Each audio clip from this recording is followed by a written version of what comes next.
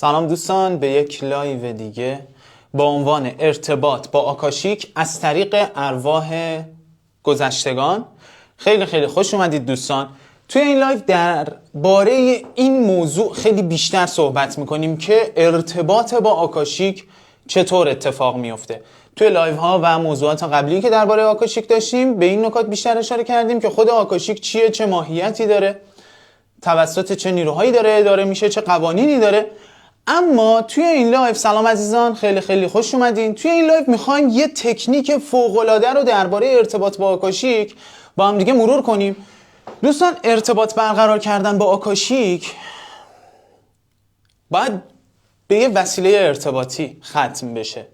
ببینید دوستان، آکاشیک یعنی طیفی از اطلاعات که در ابعاد بسیار بالاست، ابعاد بسیار خالصه. حالا ما که تو بعد 3 هستیم چطور میتونیم از اون ابعاد اطلاعات دریافت کنیم؟ معمولا همه ما نمیتونیم اونقدر موج گیرنده های فرکانسی که اونو ببریم بالا تا برسیم به فرکانس دریافت اون اطلاعات. معمولا ما میتونیم از یه ابزاری استفاده کنیم که این کار رو خیلی برای ما راحت‌تر و بهتر انجام بده. سلام عزیزان، و بتونیم بهتر با هم دیگه این موضوع فوق‌العاده رو تجربهش کنیم. بذارید من کامنت ها رو ببندم. خب عزیزای دلم، لطف دارید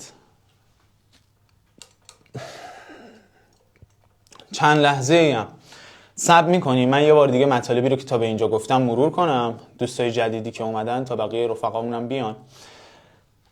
ببینید دوستان، ما قبلا درباره موضوع آکاشیک یا حافظه یا اون هارد جمعی جهان هستی صحبت کردیم که گفتیم هر موجودی، چه میخواد جنبنده باشه، چه میخواد خزنده باشه، چه میخواد سنگ باشه، چه میخواد گاز باشه، چه میخواد طول موج و فرکانس و اینجور چیزا باشه، چه میخواد امواج باشه، هر چیزی خب توی بعد 3 به محض اینکه پدید میاد خب اطلاعات تمام لحظاتش ثبت میشه، تمام لحظات خودش و تمام لحظات محیط هایی که در اون محیط ها بوده.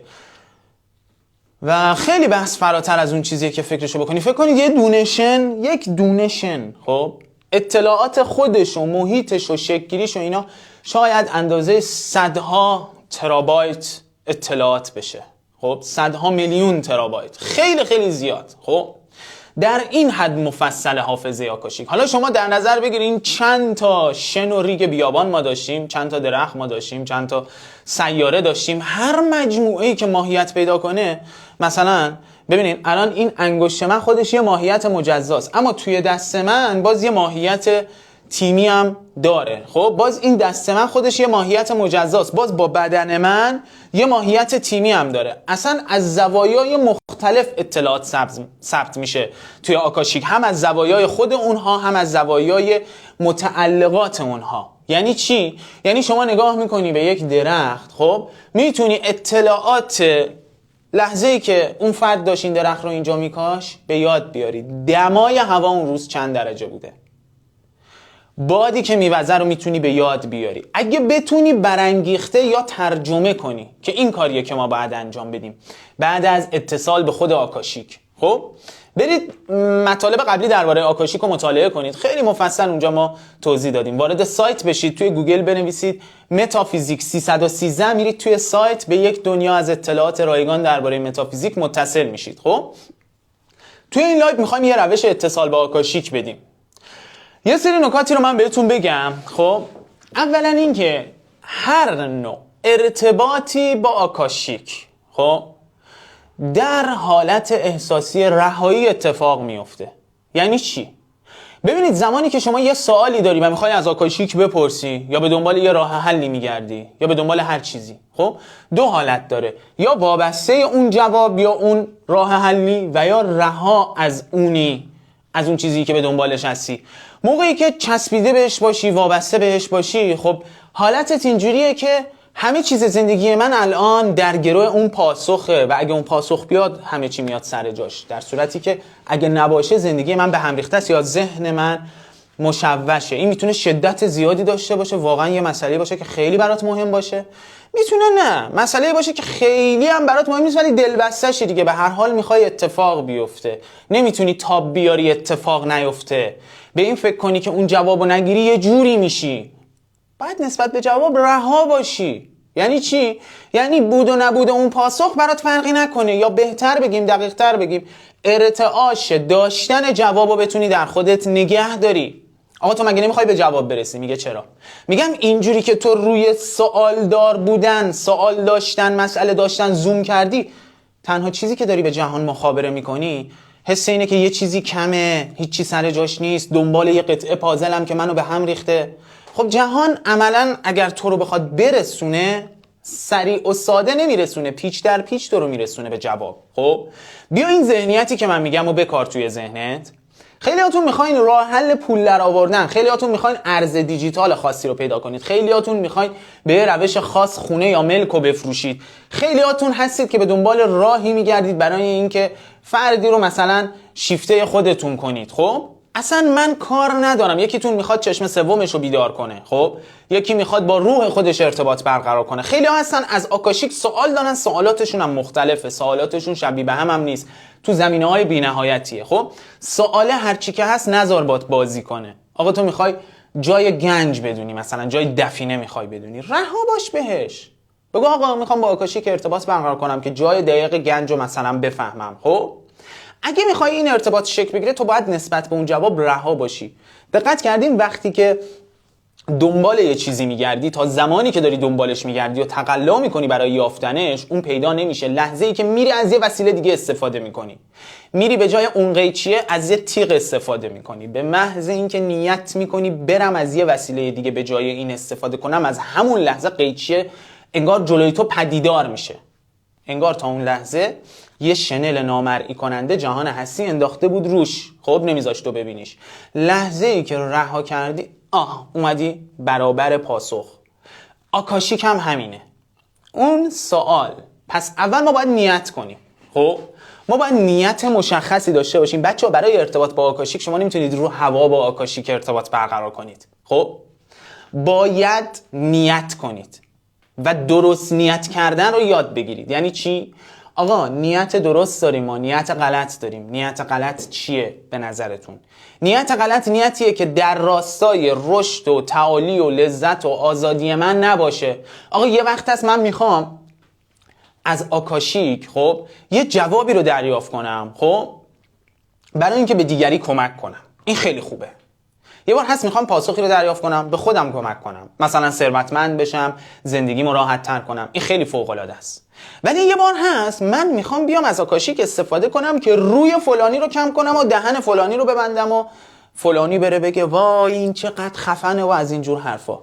این نیت خب یعنی نیت بیمار، یعنی نیتی که چیز خوشی رو عایدت نمیکنه. اصلا من کار ندارم، نمیتونی با این نیت از آکاشیک چیزی دریافت کنی. حتی اگرم بتونی این نیت تو رو جای خوبی نمیبره توی آکاشیک. خب حالا میگم معنیش چیه جلوتر. پس باید رها باشی نسبت به جواب، خیلی در بند این نباشی که حتما اون جوابه بیاد. نه، من الان خوشحالم در حالتی که این جوابه هست، جوابه رو قرار آکاشیک بهم بده، جوابه رو به دست بیارم. من خوشحالم زمانی که اون جوابو داشته باشم و من خوشحالم زمانی که اون جوابو به دست نیارم. حالا یا من نتونم با آکاشیک ارتباط برقرار کنم یا اصلا هر چی. اصلا زندگی هیچ تغییری نمیکنه از دیدگاه من، و نه اونقدر منو میبره بالا و نه اونقدر منو میاره پایین. این حالتیه که تو میتونی قرار بگیری روبروی آکاشیک. در حالات دیگه تو توی یه فرکانسی، آکاشیک توی یک فرکانس دیگه است. خب پس دقت کنید دوستان، مواردی که دارم میگم و قبل از ارتباط برقرار کردن با آکاشیک باید مد نظر داشته باشید. مورد بعدی درباره ارتباط برقرار کردن با آکاشیک چیه؟ اینه که بعضی وقتا میشه من امشب نیت میکنم که با آکاشیک ارتباط برقرار کنم، اما جوابش رو فردا، پس فردا یا چند هفته دیگه دریافت میکنم. اینم چیزیه که خیلی ها متوجه نمیشن، فکر میکنن هم فرکانسی و هماهنگ شدن با آکاشیک یه دکمه است. آقا به ما یه دکمه بده، دکمه میخوام بهتون بدم، ولی برای همون دکمه هم باید ارتعاش تو یه ذره هماهنگ بکنی خودت. ارتباط با ارواح درگذشتگانمون کلید حل این معمای ارتباط با آکاشیکه. خب یعنی شما میتونید از روح عزیزانتون که از دنیا رفتن استفاده کنید برای اینکه با آکاشیک خیلی خیلی راحت تر از حالتهای دیگه دسترسی پیدا کنید. خب حالا بعضیا میگن چرا این اطلاعات رو مثلا توی لایو میایین مطرح میکنید؟ ممکنه یه سری برداشت‌های غلط یه نفر بکنن، برن سوء استفاده کنن از این اطلاعات، یکی بره مثلا به بقیه آسیب بزنه. دوستان هیچ ربطی به من نداره این موضوع. خب اصلا خیلی خنده داره این حرف، مثل این میمونه بری یقه اون فروشنده عسل رو بگیری، خب یا فروشنده موادی که قند داره توش، بگی لعنتی این مثلا قندی که تو داری میفروشی الان یه عالمه آدمو مثلا دیابتی کرده یا یه عالمه آدمو کور کرده. اصلا این حرف منطقی نیست. خب مورد بعدی، باید یه سری صلاحیت‌های ابتدایی رو افراد داشته باشن که بتونن از این تکنیک ها استفاده کنن. مثلا من خودم موقعی که اومدم یک دوره‌ای رو بنا به اون احساسی که نیاز می‌کردم درباره چشم سوم درست کنم، دوره فعال‌سازی چشم سوم، قشنگ فهمیدم من به صورت واضح که اول باید یه دوره مقدماتی قبلش درست کنم و بعد از اون افراد بیان از این دوره استفاده کنن. خب و این اطلاعاتی که من امشب دارم میدم اطلاعاتی که تو دوره تخصصی تو دوره فرابدن قراره خیلی مفصل‌تر از اینجا مطرح بشه. خب البته که اونهایی هم که میان توی دوره فرابدن مشخصه که توی چه طیف آگاهی هستن که دسترسی پیدا میکنن به این صحبت‌ها، پس عملاً به کسی آسیبی نمیزنه و اگر آسیبی زده بشه خارج از دایره اختیارات و توانایی‌های منه و من دارم به یه عده خیر میرسونم، به یه عده زیادی که میدونن از این آگاهی‌ها چطور استفاده کنن، خیلی درست و سالم میشینن استفاده میکنن، تحت نظر خودمون هستن. حالا یک نفر بخواد اون بیرون یک خطایی رو مرتکب بشه به من ربطی نداره. ببینید گفتیم برای ارتباط برقرار کردن با آکاشیک شما 2 تا راه داری. راه اول فرکانس تو ببری در محدوده فرکانسی آکاشیک. راه دوم با موجودی ارتباط برقرار کنی که اون موجود توی حافظه ارتعاشی فرکانسی آکاشیک هست، توی فرکانس حافظه آکاشیک هست. خب تو دیگه خودت نمیخواد ارتقا داشته باشی. چرا؟ چون در بعضی موارد آقا ارتقای سطح ماهایی که تمرینی هیچی نداشتیم کمه. خب من خودم بعضی وقتا تمارینم کم میشه یا متوقف میشه، بعد چند وقت ارتباطم با آکاشیک خدشه‌دار میشه، سیگنال ها یه خط در میون کار میکنه و میفهمم که دوباره باید تمرینمو شروع کنم. چه برسه به افرادی که برای بار اول میخوان این کارو انجام بدن. خب قطعا هم فرکانس شدن با آکاشیک یا یه چیزیه که دیر بهش میرسن یا چیزیه که بهش برسن با یه افت و خیزی همراه خواهد بود. خب این یه موضوعه. موضوع بعدی چیه؟ موقعی که شما با آکاشیک ارتباط میخوای برقرار کنی، اگه با یک موجودی ارتباط برقرار کنی که عملاً بدن نداره. ببینید وقتی ما بدن نداشته باشیم فرکانسمون میره بالاتر، ما میشیم توده از انرژی که نمیگم دیگه هیچی نیست. خب هیچ نوع ماده ای نیست. چرا؟ نوعی از ماده است که مثل گاز سنگینه. خب یعنی حالت محو نیست که دیگه هیچی نباشه دیده نشه. تا چند روز بعد از مرگ ما توی بدنیم که یه مقدار سنگینه، مثل غباره. خب مثل اون نوع از فرکانس نیست که اصلا دیده نشه، اونقدر خالص باشه. خب آروم آروم بعد از چند هفته هی خالصتر و لطیفتر و لطیفتر میشه تا محو میشه. خب وقتی که ما با یک روحی ارتباط برقرار کنیم خب که بدن نداره، حالا میخواد روح عزیزان از دست رفتمون باشه، میخواد روح اساطیر و مشاهیر باشه. خوب دقت کنید، ما میتونیم با روح اساتید و مشاهیر این عالم که خرد بسیار بالایی رو آزاد کردن ارتباط برقرار کنیم، هم از خودشون بهره بگیریم و هم از اون انرژی و اطلاعاتی که از اونها در حافظه آکاشیک به جا مونده. یعنی هم از روح فرد و هم از اطلاعاتی که از اون فرد به جا مونده. میتونی از این 2 تا استفاده کنی. اما چطور؟ ببینید این فاصله فرکانس فعلی ماست. خب مثلا فرض کنید این فرکانس دریافت اطلاعات از آکاشیکه. ما وقتی بدنمون رو از دست میدیم طبعا سبکتر میشیم و میایم توی اینجاها قرار میگیریم، شناور میشیم تقریبا. خب پس الان وقتی که ما با روح عزیزانمون که اینجاها شناورن ارتباط بگیریم خیلی کار راحت تره. اونها یه ارتقاء جزئی رو میخوان. برای همین نیازه که شما یک ارتباط حداقل 7 روزه رو دوستان با عزیزانتون برقرار کنید. حالا چطور انجام میشه؟ عکس اون عزیزی که از دنیا رفته شما برمیداری. خب هرچه اون عزیز در گذشتش تازه تر باشه بهتره. مثلا یکی از امواتتون باشه خب که مثلا 1 سال پیش از دنیا رفته، مرحوم شده. خب این خیلی بهتر از کسیه که مثلا 700 سال پیش، 50 سال پیش. خب این نزدیکتر باشه ارتباط ما بهتر انجام میشه. این یه مورده. خب مورد بعدی این که سعی کنید کسی رو انتخاب کنید که تار عاطفی باهاش نداشته باشید. یعنی اگه نامزدت بوده، اگه همسرت بوده، اگه یک کسی که خیلی با هم نزدیک و وابسته و اینا بودید، این دیگه به نظر من کاملا اشتباهه بنا به 1000 تا دلیل که دیگه خودتون میدونید. پس برید سراغ افرادی که باشون تار عاطفی کمتری داشتید. خب چه کاری انجام میدی دوست من؟ خوب دقت کن. سعی کن که یه عکس بزرگ از اون فرد رو به مدت 7 روز توی جایی که داری زندگی میکنی قرار بدی. خب 7 روز میذاری عکس اون عزیز توی محدوده‌ای که همش چشمت به اون محدوده میفته جا بگیره. حالا اگه سر کار بیشتر چشمت میخوره بهش، سر کار. اگه توی اتاق خواب، توی اتاق خواب. خب اون رو میذاری اونجا. از این ور در طول روز خب 3 بار چیزایی که من میگم رو یادداشت میکنید. خوب دقت کن.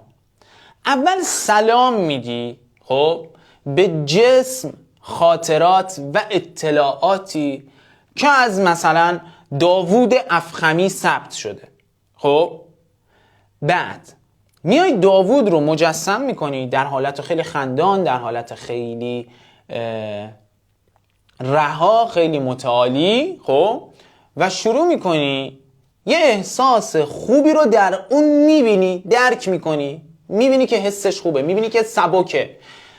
بچه باید این تجسم رو عالی انجام بدید، باید خیلی خوب انجام بدید.